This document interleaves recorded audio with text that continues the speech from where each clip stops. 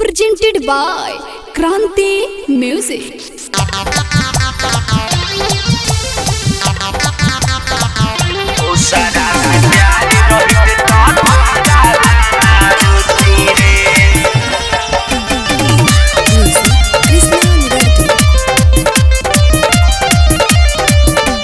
देते बड़े अब तेहू हमारा के दागा, हमारा जिंदगिया में बांध दिल बाधा।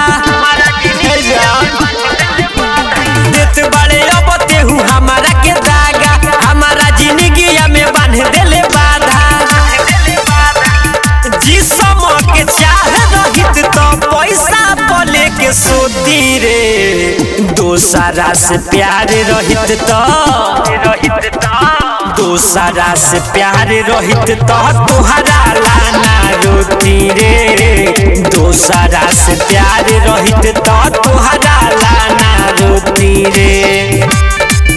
दोसरा से प्यार रहित तो तुहरा लाना रोती रे।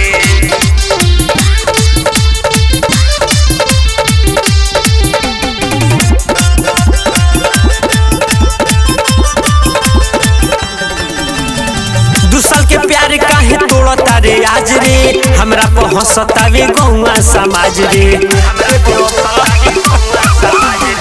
दूसर के प्यार काहे तोड़ता रे आज रे, हमरा पर हंसतावे गौवा समाज रे।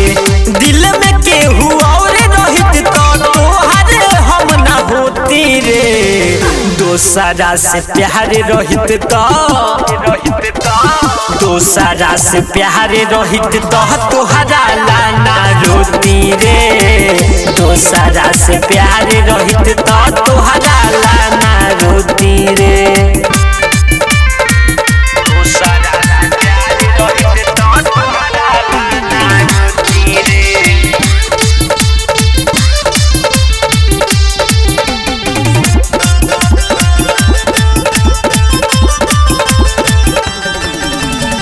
हमरा जैसन मिली नहीं दिलदार रे, और फाके जिंदगी ते कोइले बेकार रे।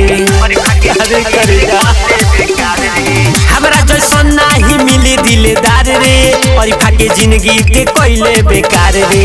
दिल में हमारा जरतावे तोहरे नाम के ज्योति रे, दोसरा से प्यार रहित तो दोसरा से प्यार रहित तो तुहरा लाना रोती रे, दोसरा से प्यार रहित तो तुहरा लाना रोती रे।